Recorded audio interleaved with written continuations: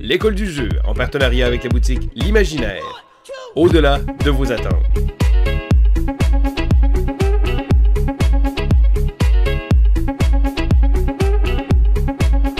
Bonjour et bienvenue à l'école du jeu. Mon nom est Sylvain et aujourd'hui je vous présente un jeu. Et c'est une boîte quand même assez lourde. Elle n'est pas si grosse que ça, mais c'est le jeu Explore It.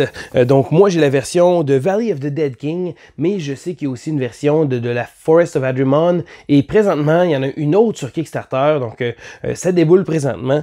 Qu'est-ce que c'est ça? Eh bien, c'est un jeu, je dirais assez différent des autres. Bon, c'est certain, à la base, on va regarder, on est un aventurier, on va devoir battre un méchant, on va affronter des monstres, on va augmenter des niveaux, on va avoir des pouvoirs spéciaux, ça ressemble à un dungeon crawler. Sauf que là, on parle pas vraiment de dungeon crawler, c'est plus un World Explorer. Je sais pas si vous avez déjà joué à des jeux de rôle, des RPG sur les consoles, des choses comme ça. Ça me fait penser un peu aux jeux comme Final Fantasy. Vous savez, les jeux où on se promenait sur une grande carte, de temps en temps, on tombait sur un monstre, on essayait de monter de niveau pour devenir plus fort, pour pouvoir affronter des gros boss, pour pouvoir essayer de réussir à continuer. De temps en temps, on avait à grinder un peu les niveaux. Explore It nous propose une exploration. Donc, c'est vraiment, on se promène sur une carte. On va essayer de justement devenir assez fort pour affronter le Dead King, qui lui va essayer de ravager les villes l'une après l'autre. Et ce qui m'a attiré dans ce jeu-là, c'est que contrairement à des jeux comme Gloomhaven, qui sont d'excellents jeux, ou Mage Knight, un autre très bon jeu, je dirais que celui-là tente pas de se prendre pour un autre parce que mécaniquement parlant, il n'est pas aussi fort que tous ceux-là. Ça, c'est certain. Mais pour le plaisir que ça donne, et je trouve que ce qui m'a attiré beaucoup dans ce jeu-là, c'est le setup. Donc souvent, les mises en place sont très laborieuses, très longues.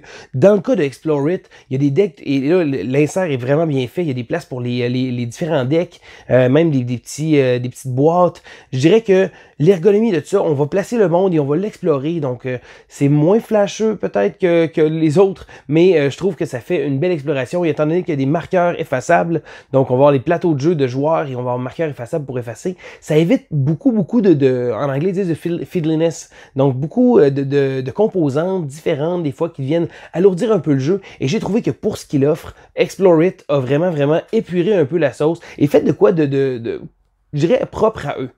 C'est drôle parce que je lisais des commentaires beaucoup quand je me suis renseigné sur le jeu et sur BGG, j'ai vu la citation, malheureusement j'ai pas retenu c'est qui l'avait écrit, mais j'ai trouvé ça drôle. Ça disait, vous savez des fois quand on a le goût de manger dans un bon restaurant, c'est comme un Gloomhaven ou un Mage Knight, manger un repas fin, ben de temps en temps on a le goût de manger un burger de cantine assez crasseux qui porte le nom d'une célébrité. Donc ça fait la job, c'est peut-être pas aussi peaufiné parce que non, le jeu prétend même pas vouloir être aussi peaufiné que ces jeux-là, mais il offre de quoi de bien à lui, et ça a tout un charme. Donc je vais aller vous montrer qu'est-ce que contient la boîte et vous expliquer un petit peu plus sur le jeu.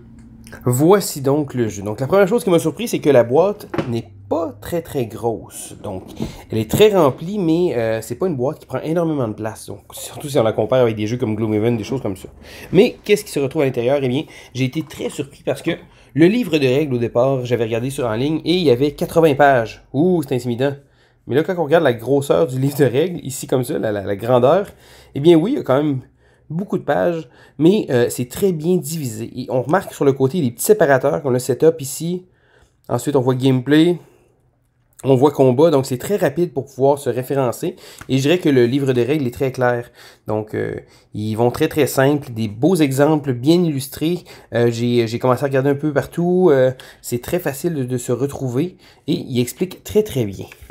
Avec ça vient, bon, un petit pamphlet publicitaire. Je tiens à dire que le design graphique est très beau. Donc ici, ils font la promotion du deuxième tome. Donc la forêt de Adremon. Mais sinon, je trouve que le design graphique est très joli. Vient aussi un livre d'histoire. Donc celui-ci, déjà un peu plus gros que le livre de règles en termes de grandeur. Mais quand même, et voilà, donc de très belles illustrations ici qui nous montrent un peu le lore du jeu. Donc une explication un peu de l'univers et des choses comme ça. Donc, encore une fois, c'est très bien illustré, c'est très joli, ça donne le goût d'en apprendre un peu plus. Et là, j'ai été très surpris parce que le matériel, bon, premièrement, beaucoup de crayons effaceurs, parce que le jeu mise beaucoup sur utiliser des dry eraser. Donc, ici, comme ça, des crayons effaçables, on va écrire sur notre feuille de personnage. Donc, ici, on voit, bon, les deux seules miniatures, ça se trouve être les héros, et ça se trouve être le Dead King qui va apparaître. Et là, j'ai été très surpris. Donc, ici, ça, c'est les classes. Les races, pardon. énormément de races dans la première version ici comme ça. Je pense que j'en ai quelque chose comme 24, peut-être même plus. Là, écoute, il y en a vraiment beaucoup. Et le jeu vient aussi avec justement le matériel qu'on peut, comme ça ici, bon, des aides de jeu très très gros. Donc très utile, les shrines ici comme ça. Donc on peut les placer sur la table pour une référence. Donc ici comme ça, on voit le market avec les différentes choses qu'on peut acheter, les différentes villes. Donc je trouve c'est très intéressant d'avoir ça. Et ça, c'est tout en laminé comme ça. Et là, on tombe avec les classes de personnages. Donc il y en a énormément encore là, voyez-vous. Il y en a vraiment beaucoup et c'est là-dessus qu'on va tenir nos personnages. Donc, on va placer nos statistiques, des choses comme ça. Donc, les crayons effaceurs vont servir. Donc, exemple, le sorcier ici, bon, on a les valeurs de départ, des points qui vont être modifiés par les personnages. Donc, exemple, si on est un humain, on a, bon, les signes vitaux, on a tant de points de vie de plus, tant d'énergie. Bon, on aurait plus 2 de First Mastery, des choses comme ça. Donc, c'est vraiment notre race qui va venir nous mentionner combien de points on rajoute à ça. Et ça, c'est les différentes habilités qu'on va avoir. Donc, on va pouvoir gagner des points. Donc, en payant, on va pouvoir acheter des upgrades ici comme ça. Et on va augmenter le chiffre. Donc, avec le crayon marqueur, on va pouvoir l'effacer et le changer comme ça. Alors, on remarque ici, bon, on va pouvoir avoir aussi les rations. Donc, la nourriture qu'on va pouvoir avoir. On a également, bon, les signes vitaux qui vont être les points de vie et les points d'énergie, les points courants et les points maximum qu'on peut avoir. Très beau design. Encore une fois, l'arrière, je trouve ça très, très beau. On voit les différentes classes comme ça. Donc, c'est très, très joli. Donc, il y en a et ça va jusque dans le fond.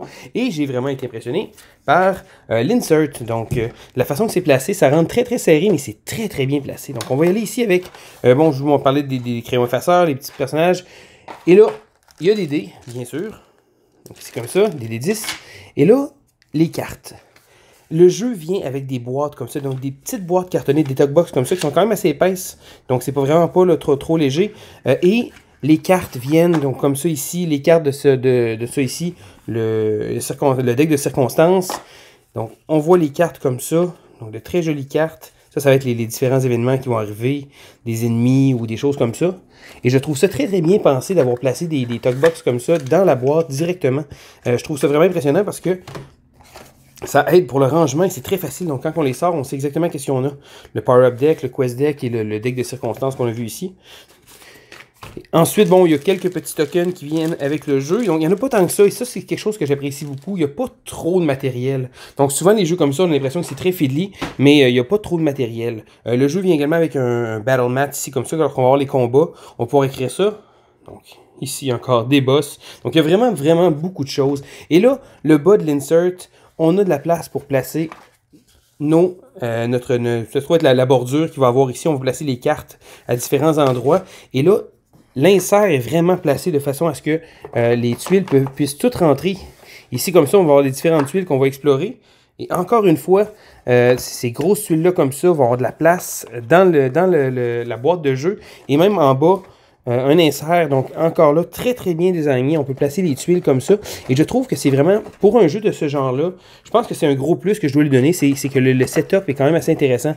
Certains, quand on le compare avec des gros jeux, bon, des Gloomhaven, des choses comme ça, c'est des setups qui sont très très longs à faire. Et là, je trouve que avec la boîte, l'insert de jeu et toutes les petites choses qu'ils ont décidé de rajouter, que ce soit les talkbox comme ça, qui se trouvent être très faciles et très rapides à sortir, ou encore simplement bon les marqueurs effaçables qu'on peut avoir pour le jeu. Donc on va garder un suivi de toutes nos statistiques comme ça. Et il y a énormément de cartons ici, de personnages différents. Et ça, c'est la grosse force du jeu. Il mentionne qu'il y a tellement de combinaisons possibles pour pouvoir jouer, que ce soit des races, que ce soit des classes. Donc ici, comme je vous montrais tantôt, il y en a tellement. On peut jouer aléatoire, on peut choisir, bon, je vais jouer un ogre de sorcier ou des choses comme ça. Il y a vraiment, vraiment beaucoup de choix. Et c'est très intéressant parce que justement, sortir le jeu comme ça, c'est très rapide parce que les éléments sont très, très accessibles. Donc encore une fois, je vous disais, j'ai pu passer à travers le livre de règles au complet. J'ai commencé à lire.